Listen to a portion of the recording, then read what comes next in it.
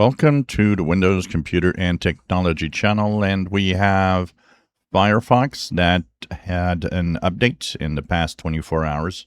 So it's a minor update, a very small update. So if you go to Firefox upper hamburger menu in upper right corner and go down to Help and About Firefox, you'll be at 152.0.5. On 152.0.5, you have only one little fix. If you had saved payment methods within the browsers, if you would have one that would not, for example, have a expiration date, the payment card would show up empty, so it didn't work. So that's the only little thing that it fixes. It doesn't have anything else in terms of fixes.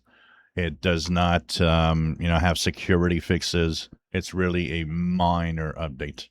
So you can check it out and update, or it will update on it by itself if you're a user of Firefox. If you enjoy my videos, please subscribe, give us thumbs up. Thank you for watching.